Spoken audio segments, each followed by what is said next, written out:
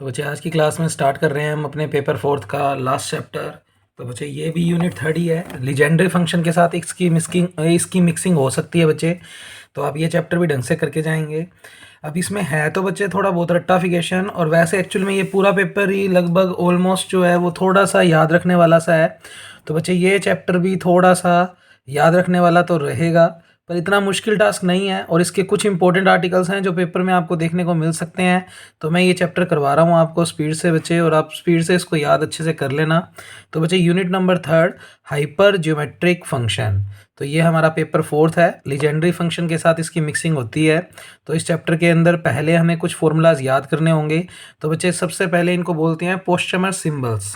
तो बच्चे अपने पास ए के पैरों में एन अगर लिखा हुआ आता है किसी थ्योरम के अंदर या किसी क्वेश्चन के अंदर, तो हम इसको एक्सपेंड करेंगे ए+1 ए+2 अप टू, अगर पैरों में एन है तो ए प्लस एक कम n-1। तो बच्चे फिर से ए के पैरों में अगर एन है तो आप लिखेंगे ए+1 ए+2 अप टू, सब मल्टीप्लाई में है, प्लस ए प्लस, और बच्चे इधर n है तो इधर n-1। तो बच्चे इससे आपको ए के अगर 2 को एक्सपेंड करना हो तो ध्यान से समझना, अगर आपको ए को 2 को एक्सपेंड करना हो तो आप क्या लिखेंगे, ए फिर 2 है तो एक कम, अब ए तो लिखेंगे ही लिखेंगे, और 2 से एक कम करेंगे तो क्या आएगा बच्चे 1। तो बच्चे ए+1, तो कुल मिलाकर इतनी टर्म्स बनेंगी। तो कह सकते हो कि ए के पैरों में एन है तो टोटल एन टर्म्स आएंगी, और गिन सकते हो आप। बच्चे सोचो अगर ये इसको एक बार हटा दें तो 1 2 अप टू n-1, तो ये कितनी टर्म्स हैं n-1, और एक और है तो n-1 और एक टर्म मिलकर n टर्म्स। तो a2 में कितनी टर्म्स आएंगी, 2 टर्म्स। इस तरीके से आप इस फॉर्मूले को याद रख सकते हो। ऐसे अगर मैं a1 की बात करूं तो इसका मतलब सिर्फ a है। हाँ, एक अलग से जो वैल्यू नहीं निकाल सकते वो है a0। बच्चे ए के पैरों में अगर 0 है तो वो डायरेक्ट याद रखना है, a0 का मान है बच्चे 1, तो वो अलग से याद रखना है। बाकी a1 a2 a3 a4 इन सब के लिए आप इस तरीके से सोच सकते हैं। तो यहाँ पर सोचो अगर आप n का मान 2 रखोगे तो 2-1 मतलब 1, a+1 तक जाएगा, और मैंने भी a2 को a+1 तक ही खोला है। ऐसे अगर मान लो कोई बच्चा a3 रखता है तो 3-1 क्या होता है बच्चे, a+2। तो इतनी टर्म्स आएंगी बच्चे a3 में, तो टोटल टर्म्स आएंगी 3, और यहाँ तक खुल जाएगा a3। तो इस तरीके से आपको इस एक्सपेंशन को याद रखना है, और ये वाला एक्सपेंशन मैं बहुत से फॉर्मूलों में बहुत से क्वेश्चंस में यूज़ करूँगा, तो ये बात आपको याद रहनी चाहिए। फिर इस ए की एन को आप लिख सकते हो बच्चे, अगर गामा फंक्शंस की फॉर्म में लिखना है तो इसको आप लोग लिखेंगे gamma a+n upon gamma a। ये प्रॉपर्टी भी बहुत बार यूज़ होगी तो इसको ध्यान से याद रखना। तो a के पैरों में n को आप लिख सकते हो gamma a+n upon gamma a, तो ये बात भी याद रखना। अच्छा, ये प्रॉपर्टी भी यूज़ होगी तो थोड़ा थोड़ा देख लेते हैं। ये 3-4 फॉर्मूले तो मतलब मोस्ट इंपॉर्टेंट है जो आपके पूरे चैप्टर में रहेंगे। तो a के पैरों में अगर n+m है तो देखो, अगर a के पैरों में ये वाला सिंबल तुम लिखते हो तो साथ में क्या लिखोगे, ये वाला जो n है वो प्लस हो जाएगा, ये वापस a के पैरों में अगर ये वाला सिंबल लिखते हो बच्चे तो फिर इस a के पैरों में यही वाली चीज़ जोड़ दो, और उसके बाद इस n को अलग से लिख दो। अब कोई बच्चा अगर a के पैरों में ये लिखता है तो a के पैरों में ये लिख दो, तो फिर a के अंदर यही वाला n जोड़ दो, और अब जो अलग से बच गया उसको उधर से लिख दो। तो कहने का मतलब, इस प्रॉपर्टी को सिंपल भाषा में समझें तो अगर आप ये वाला अगर इसके पैरों में लिखते हो तो फिर बच्चे यही वाला अंदर जोड़ोगे, और जो अलग से बच गया उसको बाहर लिख दोगे।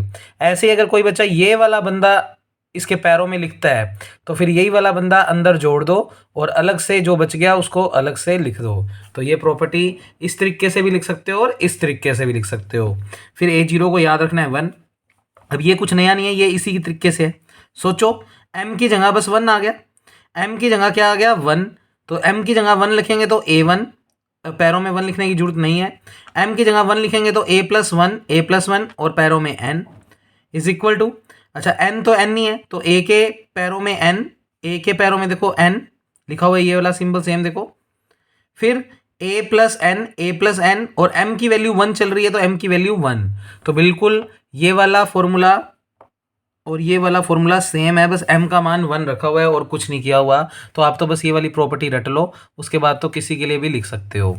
फिर बच्चे ये प्रॉपर्टी, ये वैसे कम यूज़ है, gamma z is equal to 0 से इन्फिनिटी t की पावर z-1 e की पावर -t इंटू dt। ना के बराबर यूज़ है, इसलिए इसको याद रखने की कोई ज़रूरत नहीं है। हाँ, ये मोस्ट इंपॉर्टेंट है बच्चे, तो मोस्ट इंपॉर्टेंट वालों को तो थोड़ा ध्यान से देखते रहना। Most important, most important, most important, और ये याद हो जाएंगी, जब 4-5 बार लगाएंगे बच्चे हमें रटने लग जाएंगी। फिर बेटा m कोमा n को लिख सकते हो गामा n अपॉन में गामा m प्लस n, और या फिर इसका फॉर्मूला ये होता है 0 से 1 t की पावर, ये जो भी पहले लिखा हुआ है तो t की पावर m माइनस 1, और इसी तरीके से 1 माइनस टी की पावर, ये वाली पावर n माइनस 1। अच्छा, उल्टा भी कर सकते हो, मतलब इसको पहले लिख दो, इसको बाद में, इसलिए उसने लिखा हुआ है कि बिट्टा m कोमा n बराबर होता है बिट्टा n कोमा m के। ये एक प्रॉपर्टी। फिर ये प्रॉपर्टी भी यूजेबल है, अगर अपने को गामा को फैक्टोरियल में बदलना है तो आप इस तरीके से टैकल कर सकते हो। तो ये चीज़ें आपने बेसिक्स पढ़ भी रखे हैं बच्चे। गामा जेड प्लस 1 को आप लिख सकते हो जेड गामा जेड, और अगर फैक्टोरियल में लिखना चाहते हो तो अगर इधर अंदर जेड प्लस 1 है तो एक कम होता है, तो बचे फैक्टोरियल जेड। तो फैक्टोरियल जेड को लिख सकते हो gamma Z plus 1, gamma Z plus 1 को लिख सकते हो फैक्टोरियल जेड। अच्छा, ये तो इसने इसी चीज़ को लिखा है। फैक्टोरियल का सिंबल कुछ बुक्स ऐसे बनाती हैं और कुछ बुक्स इस तरीके से बनाती है, तो ये प्रॉपर्टी ध्यान रखनी है। अच्छा, गामा के अंदर अगर जीरो है तो उसका मतलब जीरो वैल्यू। गामा के अंदर अगर नेगेटिव्स हैं, -1 -2, तो इनकी वैल्यू होती है बच्चे इन्फिनिटी। और अगर गामा 1 गामा 2 है तो इसका मान याद रखना बच्चे 1 होता है। तो ये प्रॉपर्टी भी एक आधे क्वेश्चंस में हमें अगर यूज़ करनी पड़ जाए तो पता होनी चाहिए। अच्छा, ये फॉर्मूला भी इंपॉर्टेंट है, 0 से π/2, ये आपने हालांकि बीएससी फर्स्ट ईयर में पढ़ा हुआ है। साइन की पावर m5 कोस की पावर n5 इंटू d5। तो बच्चे अगर इसकी पावर m है और इसकी पावर n है और दो साइन और कोस मल्टीप्लाई में है और लिमिट 0 से π/2 है, तो इसका इंटीग्रेशन सीधा याद रखें, gamma m+1/2 gamma n+1/2 upon 2 gamma m+n+2/2। तो ये प्रॉपर्टी भी अच्छी है, याद रखना। अच्छा, ये एक क्वेश्चन में यूज़ होएगी तो चाहिए वहीं पर ही देख लेना, नहीं तो इसको मैं एक बार रीड करवा देता हूँ। Gamma n gamma 1 minus n, इसको लिख सकते हो पाई अपॉन साइन n पाई, और 1 अपॉन साइन n पाई को लिख सकते हैं कोसेक n पाई। तो ये प्रॉपर्टी। फिर गामा 1/2 होता है बच्चे रूट पाई। गामा 3/2 की बात करूं तो बच्चे ये बनता है 1/2 रूट पाई, यानी 3/2 में पहले एक कम कर दो तो कितना आएगा 1/2, और फिर गामा 1/2 को लिख देंगे रूट पाई। तो डायरेक्ट वैल्यूज याद रख लो।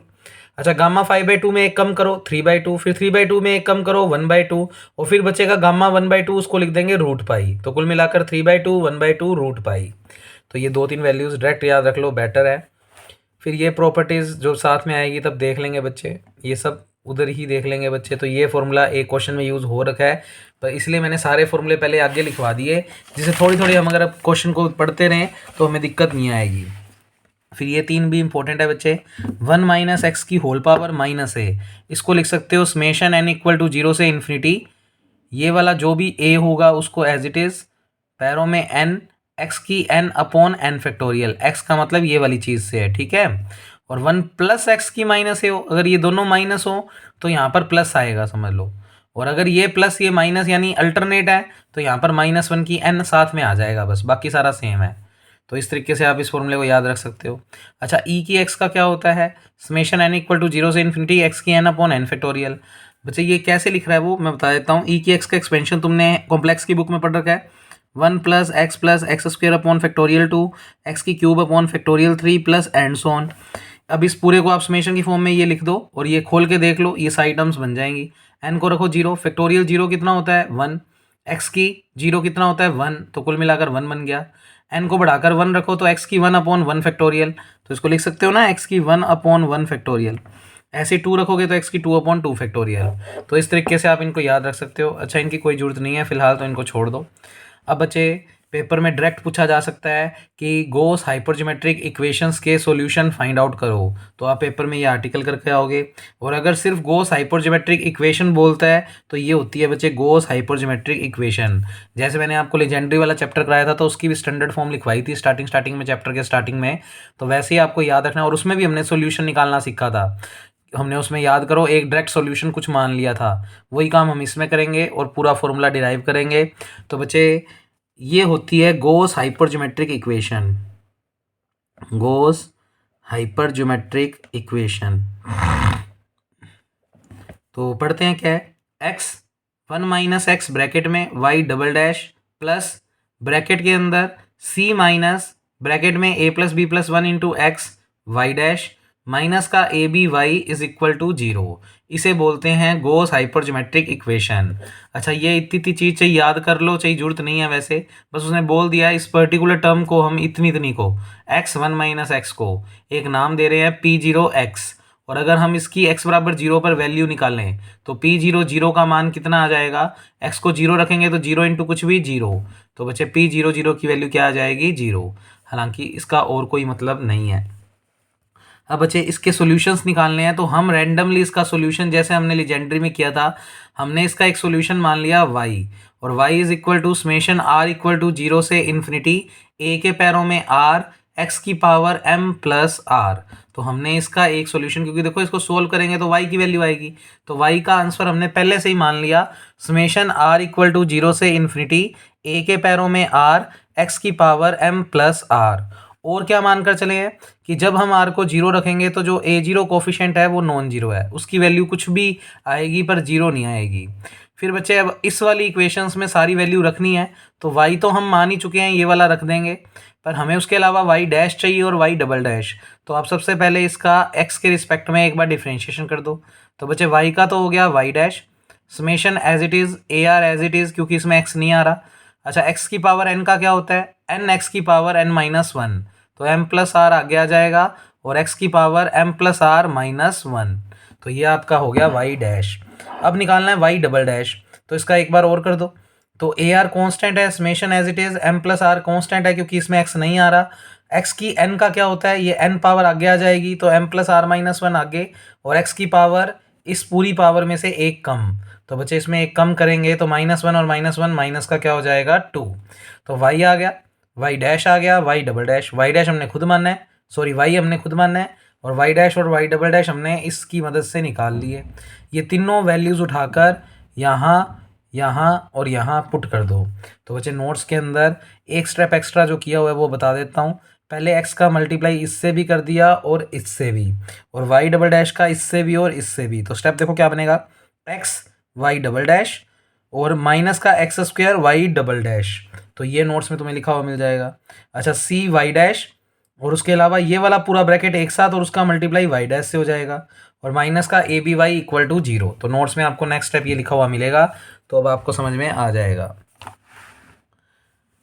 तो इक्वेशन इज रीराइटिंग एज का मतलब हमने सिंपली मल्टीप्लाई कर दिया और थोड़ा इस तरीके से लिख दिया। अब इतना लिखने के बाद put the values of y double dash, y dash and y. तो बच्चे वाई डबल डैश का मान रख रहा हूँ, वाई डैश का मान रख रहा हूँ और वाई का मान रख रहा हूँ, तो रख देते हैं बच्चे। अब उसने सारे मान रख दिए, तो इसमें सबसे पहले वाई डबल डैश का मान रखना है, तो रखा। वाई डबल डैश का मान था समेशन आर बराबर 0 से infinity a r m plus are minus 1, x की पावर थी बच्चों m प्लस आर -2 थी, पर x की 1 है और वो x की पावर, ये भी x की पावर है, तो बच्चे यहाँ पर जब 2 था तो वो 2 और ये 1 मिलकर बच्चे कितना बन जाएगा, -1। तो इस वजह से ये पावर -1 हो गई है। यानी उसने क्या किया, y डबल डैश की वैल्यू रख दी और उसमें जो x की पावर थी वो इस x की 1 के साथ सोल्व करके उसने इसको बना के लिख दिया।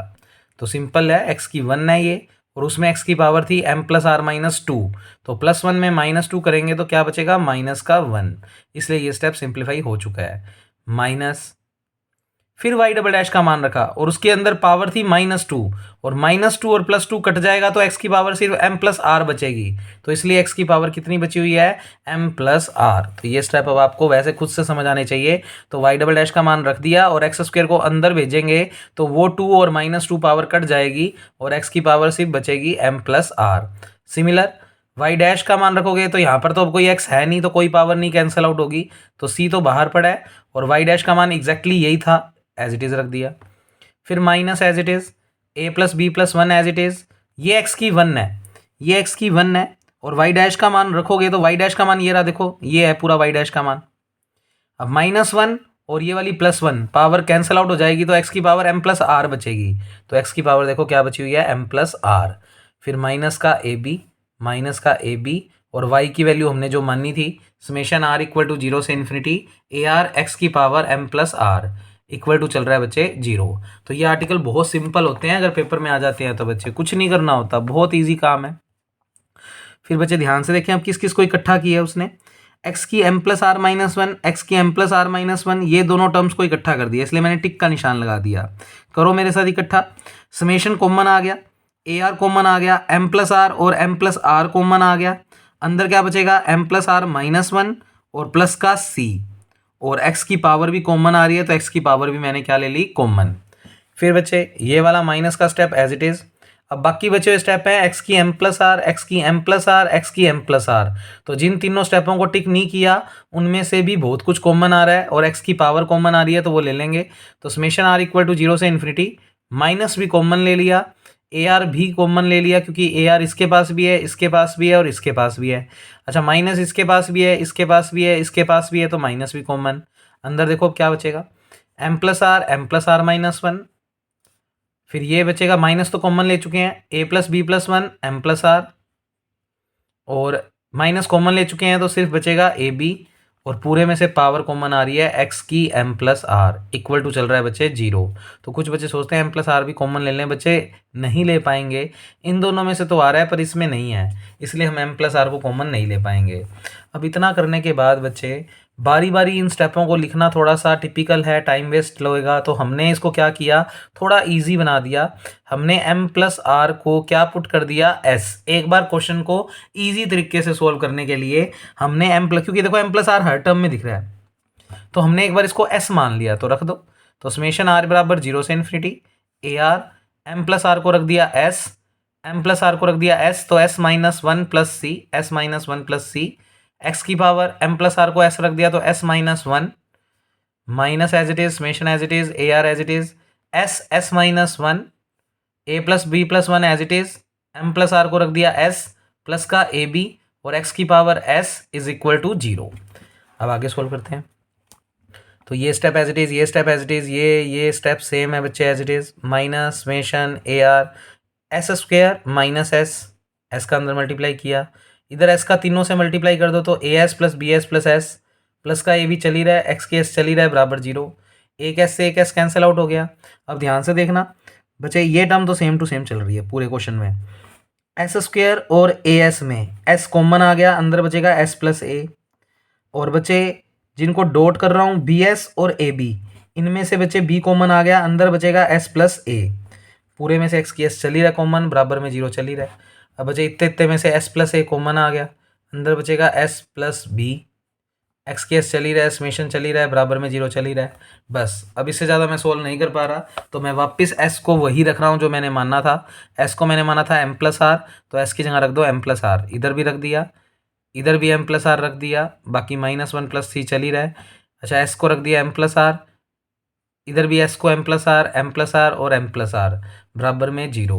अब जैसे मैंने लीजेंड्री में करवाया था वैसा ही काम इसमें कर रहे हैं। सोचते हैं इन दोनों टर्म में से किस टर्म के पास एक्स्ट्रा टर्म्स हैं और कितनी एक्स्ट्रा टर्म्स हैं। जब लीजेंड्री वाला किया था तो 2 टर्म्स एक्स्ट्रा थी, अब इसमें देखते हैं। तो ज़्यादा मुश्किल नहीं होता पता लगाना कि किस में ज़्यादा टर्म्स हैं। आप आर की सबसे छोटी वैल्यू पुट करो, आर की सबसे छोटी वैल्यू 0 है। अगर मैं आर को 0 रखता हूँ तो एक्स की पावर बनती है बच्चों एम माइनस वन। अच्छा अब ये एक बार और पुट करो, आर को 1 रखो, आर को 1 रखते हैं तो 1 और माइनस वन खत्म हो जाता है और एक्स की पावर बनती है m। अब इधर देखते हैं, आर को 0 रखते हैं तो एक्स की पावर m। बच्चे इसमें आर को 1 रखना पड़ा तब एक्स की m, और इसमें आर को 0 रखा तो एक्स की पावर m। अच्छा इसके बाद आर को 1 रखते हैं तो एक्स की पावर m प्लस वन, और आर को बढ़ाकर यहाँ पर 2 रखते हैं तो एक्स की पावर m प्लस वन। तो आपने क्या देखा, एक्स की m इसके पास भी है, इसके पास भी है, एक्स की m प्लस वन इसके पास भी है, इसके पास भी है। पर जब हमने r को 0 इसमें रखा तो x की पावर बनी थी m माइनस वन, जो इसके पास नहीं है क्योंकि इसमें r को 0 से शुरू करना है, और जब करते हैं तो ये शुरू ही x की m से हो रहा है। तो बच्चे इसका मतलब इस वाले स्टेप में एक टर्म ज़्यादा है, और कौन सी वाली ज़्यादा है, जब हम r को 0 रख रहे हैं। और टर्म कौन सी वाली ज़्यादा है, x की पावर m माइनस वन। तो हम इस पूरे स्टेप में से x की m माइनस वन के कोफिशिएंट्स का कंपैरिजन करेंगे, और x की m माइनस वन का कोफिशिएंट सिर्फ इससे मिलेगा, इसमें तो बन ही नहीं पाएगा क्योंकि इसमें तो शुरू ही x की m से होगा जब हम r को 0 रखेंगे। तो यहाँ से तो x की m माइनस वन का कोफिशिएंट 0, ये तो है ही 0, तो RHS भी 0। बस इसमें से x की m माइनस वन का कोफिशिएंट छांट लेते हैं। तो क्या लिखा, comparing the extra term from only first summation, इस फर्स्ट समेशन से ही मिल रही है, तो वो मिल रही है x की पावर m माइनस वन। जब हम आर को क्या रख पा रहे हैं बच्चे, 0, तो रखो आर को 0 और देखो टर्म क्या बन रही है, कोफिशिएंट क्या आ रहा है, सिर्फ कोफिशिएंट लेना है। तो एक्स की m-1 का अगर कोफिशिएंट लेना है तो आर को 0 रखना पड़ेगा, रखो आर को 0, a0 समेशन हट जाएगा बस। फिर m को 0 रखा तो आर को 0 रखा तो क्या बचेगा, m, आर को 0 रखेंगे तो m-1 प्लस c, और ये आ गया एक्स की m-1 का कोफिशिएंट, कोफिशिएंट ही छांट रहे थे तो एक्स की m-1 को नहीं लिखेंगे, इसमें से कुछ नहीं मिलेगा, इसमें से कुछ नहीं मिलेगा, तो बराबर में 0। अच्छा क्वेश्चन में मान के चले हैं a0 तो 0 है नहीं, तो बच्चे फिर इन दोनों में से कोई एक 0 होगा, इसको 0 रखेंगे तो m का मान 0 आ गया, और इसको 0 रखेंगे तो m का मान क्या आ जाएगा, 1 उधर जाके प्लस का, c उधर जाकर माइनस का, तो m का मान कितना हो जाएगा, 1 माइनस c, तो m के 2 मान आ गए बच्चे। अब उसके बाद तो सारी टर्म जो इसके पास हैं वो इसके पास भी हैं, तो जनरल टर्म का कंपैरिजन कर लेते हैं। तो x की पावर किसका कंपैरिजन कर रहे हैं, m प्लस n, कोई भी जनरल टर्म जो दोनों के पास ही है, तो m प्लस n इसके पास भी बन जाएगा। देखो इसमें x की m प्लस n बनाना है तो r को n रखना पड़ेगा, और इधर अगर x की पावर m प्लस n बनाना है तो r को रखना पड़ेगा n प्लस 1, जिससे +1 और -1 कट जाएगा और x की पावर m प्लस n बन जाएगा। तो बच्चे अब हम जनरल टर्म यूं ही अपनी मर्जी से कोई भी एक टर्म कंपैरिजन कर लो, तो x की m प्लस n, तो करो मेरे साथ, a के पैरों में r को क्या रखना पड़ेगा, सोचो पहले, अगर m प्लस n बनाना है तो r को रखना पड़ेगा n प्लस 1, तो बच्चे a के पैरों में n plus 1, m plus n plus 1, m plus n plus 1 -1 plus c, ये कोफिशिएंट होगा x की m प्लस n का, और इसको अगर m प्लस n बनाना है तो r को सिर्फ n रखना है, तो माइनस का an, m plus n plus a, m plus n plus b, और इक्वल टू में तो 0 चल ही रहा है तो 0 चलने देंगे। तो नोट्स में ये स्टेप डायरेक्ट किया हुआ है बच्चे, और m के 2 मान याद रखना, इनका भी यूज़ करेंगे अभी। तो अब ये स्टेप तुम्हें समझ आना चाहिए जो मैंने बोला है। तो पहले वाले समेशन में तो हमें r को रखना पड़ा n प्लस 1, तब जाकर हमें x की पावर m प्लस n का कोफिशिएंट मिलेगा, फिर माइनस, और दूसरे वाले समेशन में सिर्फ और सिर्फ r को n रखना पड़ेगा, तो r को सिर्फ n रखा हुआ है, तो ये स्टेप अब तुम समझ जाओगे। बराबर में क्या चल रहा है, 0। अब कुछ करेक्शंस करने वाली है इस चैप्टर के अंदर बच्चे नोट्स में, तो मैंने इसीलिए नहीं की कि मैंने कहा जब मैं इसकी वीडियोस बनाऊंगा तो आपको साथ साथ करवा दूंगा जिससे आपको समझ में आए। तो बच्चे an+1 की अगर वैल्यू निकालूं तो देखो ये माइनस वाली टर्म उधर जाकर प्लस की हो जाएगी, तो m plus n plus a, m plus n plus b, और an भी साथ में आना था वो नहीं लिखा हुआ, तो नोट्स में आप इसको अच्छे से लिख लें, an आएगा साथ में, ठीक है बच्चे। तो माइनस वाली पूरी टर्म उधर जाकर प्लस की होगी, देखो प्लस की हो गई, और ये स्टेप पूरा का पूरा अपॉन में चला जाएगा। तो कुल मिलाकर मैंने an+1 की वैल्यू निकाल ली, तो वो an की टर्म्स में आई है। अब इसमें क्रम में n को थोड़ा 0 रखते हैं, 1 रखते हैं, और देखते हैं क्या कुछ पैटर्न बन रहा है। बच्चे n को 0 रख दो पूरे में, तो बच्चे a 1 बन जाएगा ये, तो n को 0 रखेंगे तो m plus a, m plus b upon m plus 1, m plus c, और यहाँ पर n को 0 रखेंगे तो a 0, यानी a1 की वैल्यू a0 की टर्म्स में आ रही है। अब n को 1 रखो, इसमें रखो मेरे साथ, a2, m plus 1 plus a, m plus 1 plus b, m plus 2 और m प्लस 1 प्लस c, ये लिखा हुआ है। अच्छा a के पैरों में n को 1 रखा है तो a1, और a1 की वैल्यू अब ये वाली रख दो, ये रही a1 का मान, ये जो भी निकाल रहा है वो उठाकर रख दो, इसलिए मैंने ऐसे एरो बना के लिखा, a1 का मान ये पूरा पुट कर दिया। तो कुल मिलाकर a2 भी a0 की टर्म्स में कुछ आ रहा है, और थोड़ा सा पैटर्न दिख रहा है बच्चे। a2 है तो देखो m प्लस a प्लस 1, ऐसे ही m plus b plus 1, m plus c plus 1, m plus 1 m plus 2।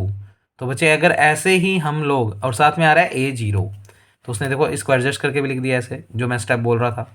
ऐसे ही सोचो अब a3 निकालना हो तो क्या आएगा, m plus a plus 1, m plus a plus 2, m plus b plus 1, m plus b plus 2, m plus c plus 1, m plus c plus 2, m plus 1, m plus 2, m plus 3, और a0 साथ में आ जाएगा। इस तरीके से similarly करके आप step लिख सकते हो। तो सोचो an क्या आएगा, तो थोड़ा a3 को ऑब्जर्व करते हैं, 3 है तो इधर 2, तो n है तो इधर n-1, तो m प्लस a प्लस 1 ऐसे आती जाएंगी, और लास्ट में m plus a plus n है तो n-1।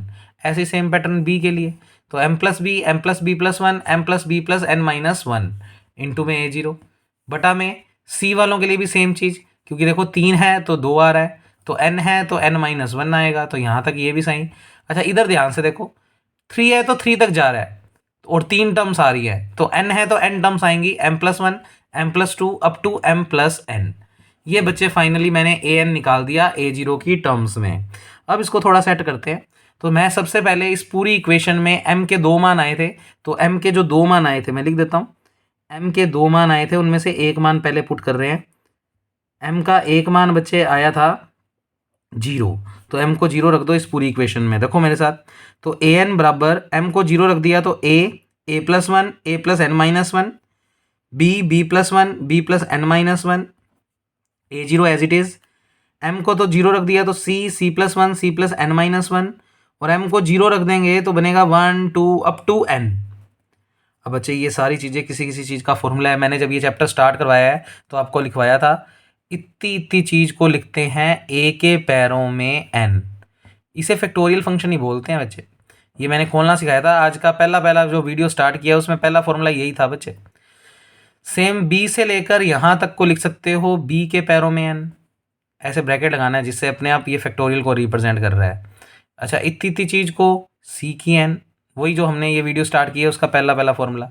अच्छा, 1 2 3 अप टू n, ये n फैक्टोरियल का फॉर्मूला है, तो इसको लिख दिया n फैक्टोरियल। तो बच्चे ए एन का फॉर्मूला कुल मिलाकर मेरे पास ये कुछ आ गया। अब हमने जो y सॉल्यूशन मानना हुआ था उसको थोड़ा सेट करके लिख देते हैं। तो पेपर में अगर लिखा आता है सॉल्यूशन ऑफ हाइपरज्योमेट्रिक फंक्शन, तो आप ये आर्टिकल पूरा करके आओगे और इजी है, कुछ भी नहीं है। तो बच्चे y हमने मानना था सॉल्यूशन, ये सॉल्यूशन माना था हमने हाइपरज्योमेट्रिक फंक्शन का। y बराबर समेशन r बराबर 0 से इन्फिनिटी ए आर एक्स की पावर m प्लस आर। अब r को 0 रखो तो क्या बनेगा A0 x की पावर m, फिर समेशन का मतलब जोड़ना, r को 1 रखो A1 x की पावर m प्लस 1, ऐसे 2 रखो A2 x की पावर m प्लस 2। अच्छा, हमने अभी m बराबर 0 के लिए सॉल्व किया है तो m को 0 रख दो, तो m को पूरे में 0 रख दिया तो बनेगा क्या, A0 x की 0 तो 1 होता है, A1 x की पावर m को 0 रख दिया तो x की 1 बचेगा, ऐसे ही A2 x की पावर m को 0 रख दिया तो 2 बचेगा, प्लस एंड सो ऑन। अब बच्चे यहाँ पर वैल्यू रख देते हैं हम किस किस की, A1 की A2 की। अब आप कहोगे A1 A2 कहाँ पर है, तो बच्चे A1 A2 हमने निकालने हैं, ध्यान से देखो। तो एक बार A1 की वैल्यू रीड कर लो।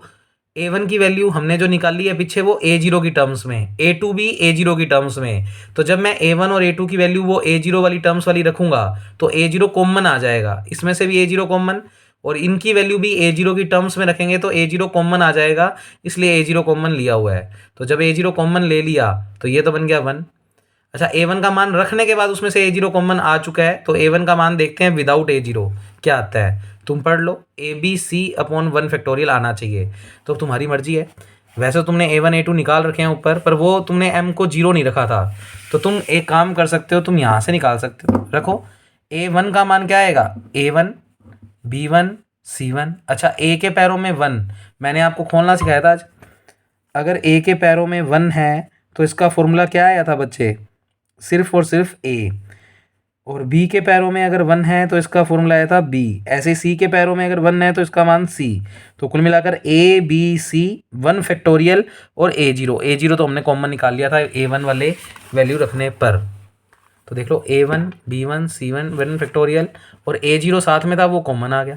A2 से ज़्यादा बेटर समझ आएगा। A2 की वैल्यू देखो क्या आएगी बच्चे, A2 B2 C2 2 फैक्टोरियल। अच्छा, A2 को क्या लिखोगे, A प्लस 1, B2 को B प्लस 1, C2 को C प्लस 1। आज का पहला वीडियो में स्टार्टिंग में तुम्हें यही तो बताया था। तो बच्चे ये सब रख दिए हमने। तो देखो, A plus 1 B plus 1 C plus 1 2 factorial, और जो A0 था वो कॉमन ले लिया था हमने। तो बच्चे कुल मिलाकर A0 कॉमन आ गया, और अंदर वाली इस पूरी चीज़ को लिख सकते हो समेशन n इक्वल टू 0 से इन्फिनिटी A के पैरों में n, B के पैरों में n, C के पैरों में n, फैक्टोरियल n x की पावर n। जहाँ पर मैं बता देता हूँ, A की n का मतलब से है A plus 1 up to A plus n minus 1। ऐसे ही B की n का मतलब भी सिमिलर, बस A की जगह B भी लिख देना, ऐसे C की n। ठीक है बच्चे, तो ये आंसर आ गया 1 जब m को 0 रखा था। अब m को क्या रखेंगे, 1 माइनस C, और समीकरण A में फिर से पुट करो, तो m की जगह रख दो 1 माइनस C। रखो मेरे साथ, तो A n प्लस 1, m की जगह रख दो 1 माइनस C, तो 1 minus C plus n plus A, 1 minus C plus n plus B, 1 minus C plus n plus 1, 1 minus C plus n plus C A n। तो ये लिखा हुआ है बच्चे नोट्स के अंदर। फिर बच्चे A n प्लस 1 चल ही रहा है। अच्छा, अब इतनी बड़ी टर्म को हमने थोड़ा सा मान लिया, कुछ क्या मानना बच्चे, 1 माइनस C प्लस A, इतने इतने को मान लिया A dash, 1 minus c plus b को मान लिया b dash, 1 minus c plus 1 को मान लिया सी डैश, कह सकते हो 1 से 1 कट गया तो माइनस सी को सी डैश, सॉरी 1 और 1 जुड़ गया, 2 माइनस सी को क्या मानना है सी डैश। तो बच्चे रख दो सारी चीज़ें। तो 1 माइनस सी प्लस ए, इतने को लिखा है ए डैश, तो एन प्लस ए डैश, फिर ये वाला एन एज इट इज। तो देखो एन को नहीं मान सकते थे क्योंकि एन पे तो काम चल रहा है, बाकी सब एज ए कॉन्स्टेंट है, तो उसको एक नया कॉन्स्टेंट नाम दे दिया। तो एन और 1 माइनस सी प्लस बी को दे दिया बी डैश, ऐसे ही एन 1 माइनस सी प्लस 1 को दे दिया सी डैश, और इधर सी से सी घट गया और बचे 1 प्लस एन, या कह दो एन प्लस 1, एक ही बात है, A N as it is. तो इस तरीके से हमने जो 3 चीज़ें मानी थी a dash b dash c dash वो रख दी। अब बच्चे वही थोड़ी सी वैल्यूज़ निकाल के देखते हैं। तो ये m बराबर 1 माइनस सी वाला केस चल रहा है बस, उसके बाद ये आर्टिकल कंप्लीट हो जाएगा।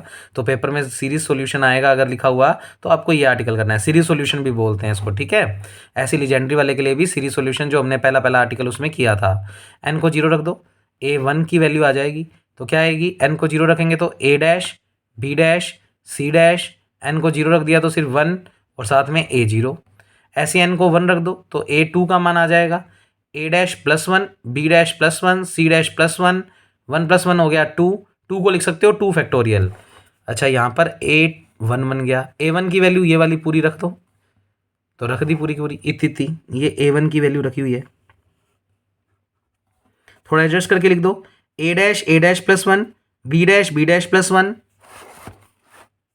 सी डैश प्लस 1, और बचे 2 इंटू 1, ये कसम से लिखा हुआ है 2 इंटू 1, 2 इंटू 1 को क्या लिख सकते हो 2 फैक्टोरियल, साथ में क्या चल रहा है a0।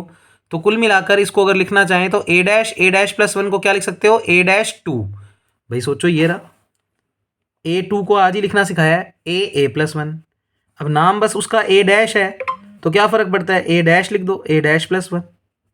समझ में आ रही है बच्चे बातें। तो ये बहुत ईजी चैप्टर है, मुश्किल नहीं है, बस इसको पढ़ लो, बस अब साथ साथ याद ही हो जाएगा ये। ऐसे इसको लिख दोगे बच्चे बी डैश के पैरों में 2, ये फैक्टोरियल नोटेशंस होती हैं, ठीक है। ऐसे ही सी डैश प्लस 1 को सी डैश 2 और 2 factorial as it is, a0 as it is. तो कुल मिलाकर a2 का मान ये कुछ आ गया। ऐसे ही तुम सिमिट्री बना सकते हो, a3 का मान आ जाएगा a dash 3 b dash 3 c dash 3, 3 factorial a0। तो इस तरीके की सिमिट्रीज बन जाएंगी बच्चे। तो ऐसे ही करते करते ए एन की बात करेंगे तो a dash n b dash n upon c dash n, n factorial a0। अब इसका भी सॉल्यूशन, तो टोटल सॉल्यूशन जैसे हमने लीजेंड्री में बोले थे, y बराबर टोटल ये एक सॉल्यूशन आएगा एस m बराबर 0 के लिए, एक m बराबर 1 माइनस सी के लिए दूसरा। तो टोटल हो गया y बराबर a y1 plus b y2। अब वो उसने आगे वाला निकाल के नहीं दिखाया, हालांकि अगर आप चाहो तो वो कर सकते हो, वही y बराबर बुला लेना, समेशन r बराबर 0 से इन्फिनिटी a r x की पावर m प्लस r, यही माना था हमने। समेशन को खोल देना तो ये बन जाएगा a0 x की m, a1 x की m प्लस 1, a2 x की m प्लस 2, जैसे अभी मैंने m बराबर 0 के लिए खुलवाया था। फिर बच्चे इस पूरे में से a1 a2 के मान ये वाले रख देना जो भी निकालने हैं तुमने, a0 पूरे में से कॉमन आ जाएगा और m की वैल्यू क्या रख देना 1 माइनस सी, हालांकि कोई जरूरत नहीं है। तो बस इतना करके आप ये सीरीज सॉल्यूशन लिख दोगे। फिर फाइनली जो हमारे पास हाइपरज्योमेट्रिक इक्वेशन थी उसके लिए हमने टोटल क्या चीज़ निकाली है वो बता रहा है। तो बच्चे इस वाली हाइपरज्योमेट्रिक का जो सॉल्यूशन है वो होता है y बराबर a0, जो हमने स्टार्टिंग में ये निकाल के दिखाया m बराबर 0 के लिए, मेन y बराबर a0 दिस। तो ये हमारी सीरीज़ का क्या है बच्चे सॉल्यूशन। तो मेन m बराबर 0 वाला ही याद रखना है। तो उधर भी जैसे 2 सॉल्यूशन थे लीजेंड्री के, तो हमने एक को ही ध्यान में रखना था, तो वैसे इसमें तो y बराबर a0 समेशन n बराबर 0 से इन्फिनिटी a n b की n c की n x की n अपॉन n फैक्टोरियल। अच्छा ना, इस पेपर में ना आपको घबराने की जरूरत नहीं है, क्योंकि बच्चे सब कुछ है तो याद रखने वाली चीज़। तो पेपर में जितना ध्यान से याद आता है उतना तरीके से लिख देना, बस खाली मत छोड़ना बच्चे। कोई आर्टिकल तुम्हें अपनी तरफ से याद है, अगर कुछ नहीं आता मान लो, तो जो आर्टिकल तुम्हें याद है वो वाला लिख दो बच्चे, क्योंकि इतना रट्टाफिकेशन किसी को भी याद नहीं रह सकता। तो बच्चे आपको इसमें घबराने की जरूरत नहीं है, जितना याद रह जाए अच्छी बात। हाँ, कुछ इंपॉर्टेंट टॉपिक जो बोलने हैं मैंने वो थोड़ा ध्यान से देख जाना। तो बच्चे y बराबर a0 समेशन n बराबर 0 से इन्फिनिटी, वो लाइन बुला ली मैंने जो आपको दिखाई थी, an bn cn x की n अपॉन n फैक्टोरियल। तो हाइपरज्योमेट्रिक के सॉल्यूशन का आंसर ये होता है, ये डायरेक्ट आप याद रखना। अच्छा, a0 तो एज इट इज़। अब इतनी चीज़ को याद, क्योंकि हम आगे वाला जब ये चैप्टर करेंगे कंटिन्यूटी में, तो बच्चे इतनी चीज़ को अपने नाम दे रहे हैं। क्या नाम दे रहे हैं सुनना, 2f1 अब इसका मतलब है बच्चे एफ यानी गोस हाइपरज्योमेट्रिक फंक्शन को रिप्रेजेंट कर रहा है, और बच्चे आगे 2 लगने का मतलब ऊपर न्यूमिनेटर में 2 वेरिएबल है ए और बी, और पीछे 1 लिखा हुआ है, इसका मतलब डिनोमिनेटर में 1 है, तो डिनोमिनेटर में सिर्फ 1 वेरिएबल है सी। तो इस चीज का ये जो सिंबल लिखा है वो भी एक स्पेसिफिक सिंबल है। तो A0 तो देखो एज इट इज, 2 इसलिए लिखा है आगे क्योंकि ऊपर 2 है, और पीछे जब 1 लिखा है तो इसका मतलब डिनोमिनेटर में 1 है। और इसी तरीके से इसको रिप्रेजेंट करने का तरीका होता है ब्रैकेट लगाओ, जो 2 ऊपर है उनको तो कोमा की फॉर्म में, तो A कोमा B, फिर सेमी क्लोन का साइन लगाओ और नीचे जो वेरिएबल है उसको लिखो, फिर सेमी क्लोन लगाओ, और जिस वेरिएबल में काम कर रहे हैं हम टोटल इस फंक्शन में y को किसकी टर्म्स में निकाल रहे हैं, x की टर्म्स में, तो यहाँ पर वो वाला x आ जाएगा। तो इस तरीके से आप इतनी चीज़ को तो ये याद रखना है 2f1 a b c x, इसका मान ये कुछ है। तो यही चाहिए बस। अब आगे के चैप्टर में हमें यही याद रखना है 2f1 ए कोमा बी सेमी क्लोन सी, सेमी क्लोन लगने का मतलब वो चीज़ अब नीचे चली गई, तो ए बी के नीचे वाले भाग में यानी डिनोमिनेटर में सी चला गया, फिर सेमी क्लोन का मतलब अब हम डिनोमिनेटर से फिर ऊपर चले गए, और एक्स तो एक्स की एन अपॉन एन फैक्टोरियल, ये याद रखना लास्ट वाले का मतलब एक्स की एन अपॉन एन फैक्टोरियल से है, तो एक्स स्क्वेयर होगा तो एक्स स्क्वेयर की एन अपॉन एन फैक्टोरियल होगा। ठीक है, तो ये बातें याद रखना। अच्छा, ये रिप्रेजेंटेशन याद रखनी है तो रख लो, क्योंकि पेपर में बाई चांस अगर ऐसा ना लिखा हुआ और ऐसा लिख दिया तो हमें पता होना चाहिए। तो 2f1 as it is, A0 as it is, इस पूरे को ऐसे भी लिख सकते हो, x को लिख दो यहाँ पे, फिर ये साइन लगा दो, ये देखो दोनों ऊपर हैं तो न्यूमिनेटर के हिसाब से इनको ऊपर लिख दिया, और ये डिनोमिनेटर में है तो इसको नीचे लिख दिया। तो इस तरीके से भी रिप्रेजेंट कर सकते हैं, पर मैं आगे वाले पूरे नोट्स में इस तरीके की रिप्रेजेंटेशन रखूँगा। तो मैंने लिख के भी दिखाया 2f1 a comma b semicolon c semicolon x, इसका मान है क्या, समेशन n बराबर 0 से इन्फिनिटी a के पैरों में n, b के पैरों में n, c के पैरों में n, x की n अपॉन n फैक्टोरियल, जहाँ पे a की n का मतलब तुम्हें बताया हुआ है a+1 a+2 up to a+n-1, जो स्टार्टिंग की वीडियो में फॉर्मूला याद करवाया था। अच्छा, इसको एक्सपेंड कर दो, n को अगर 0 रखेंगे तो a0 1 होता है, b0 1 होता है, c0 1 होता है, x की 0 भी 1 होता है, 1 0 फैक्टोरियल भी 1 होता है, तो पूरी क्वांटिटी 1 बन जाएगी। अच्छा, n को बढ़ाकर 1 रखो, अच्छा समेशन का मतलब जोड़ना, तो प्लस n को 1 रखेंगे तो a1 b1 c1, a1 का मान होता है सिर्फ a, b1 का मतलब होता है सिर्फ b, c1 का मतलब होता है सिर्फ c, x की 1/1 फैक्टोरियल को लिख सकते हो x। ऐसे ही जब फिर प्लस का निशान 2 रखोगे तो a2 b2 c2, बचे a2 का मतलब होता है a+1, b2 का मतलब b+1, c2 का मतलब c+1, स्टार्टिंग में बताया था वीडियो में, x की 2/2 फैक्टोरियल। तो ये भी बात याद रखना, 2f1 का फॉर्मूला पहले तो ये याद रखना, फिर इसको एक्सपेंड करते हैं तो ये चीज़ भी याद रखनी है आपको। अब बचे इज कॉल्ड हाइपरज्योमेट्रिक सीरीज। तो हाइपरज्योमेट्रिक सीरीज अगर सेक्शन ए में पूछ लेता है तो आप इस तरीके से, ये देखो ये सीरीज बन रही है, चलती जा रही है, दैट इज हाइपरज्योमेट्रिक सीरीज। तो फिर इसमें अगर पर्टिकुलर एक्स को अगर 0 रख दें तो देखो एक्स को 0 रखेंगे तो ये साइड टर्म 0 हो जाएंगी, इधर भी एक्स को 0 रखेंगे तो ये बन जाएगा, और बराबर में सिर्फ कितना बचेगा 1। तो बच्चे ये बात याद रखना। और उसके बाद मैंने नोट के रूप में वो बात लिखी भी है जो मैं तुम्हें समझा रहा था शब्दों में, 2 का मतलब और 1 का मतलब। तो एफ के इधर अगर 2 लिखा हुआ है, इसका मतलब ऊपर न्यूमिनेटर में 2 वेरिएबल आएंगे और नाम उनके मान लो ए और बी, और पीछे 1 लिखा हुआ है, इसका मतलब नीचे एक ही वेरिएबल आएगा, उसका नाम क्या रखेंगे सी। तो न्यूमिनेटर वालों को कोमा कोमा करके लिखेंगे। फिर सेमी क्लोन का मतलब आप नीचे वाली रो में चले जाओ, यानी डिनोमिनेटर में चले जाओ, उधर आपने ये वेरिएबल लिख दिया, फिर सेमी क्लोन लगाकर ऊपर पहुंच गए। ठीक है बच्चे, तो मैंने लिखा 2f1 में 2 मीन्स, इस 2 का means 2 variable a and b numerator में, और 1 का मीन एक वेरिएबल c डिनोमिनेटर में आएगा। अर्थात रिप्रेजेंटेशन में सेमी क्लोन से पहले 2 वेरिएबल और सेमी क्लोन के बाद एक वेरिएबल आएगा, ये मतलब है 2f1 का। तो बच्चे मैंने एक एक चीज़ आपके लिए नोट्स में लिख रखी है जिससे आप आर्टिकल को अच्छे से ध्यान से पढ़ सकें। अब बच्चे बाकी का काम जो है वो मैं आपको नेक्स्ट वीडियो में कराऊंगा, और आगे का चैप्टर इंपॉर्टेंट भी है, मुश्किल बिल्कुल भी नहीं है। 6 पेज हमने एक ही वीडियो में कर लिए, तो बच्चे इसकी ज़्यादा से ज़्यादा 3 या 4 वीडियोस और बनाऊंगा और ये पूरा चैप्टर कंप्लीट हो जाएगा। तो इसको करके जाना है बच्चे पेपर 4 में, फिर आपका पेपर 4 शानदार हो जाएगा बच्चे। तो ओके, थैंक यू क्लास।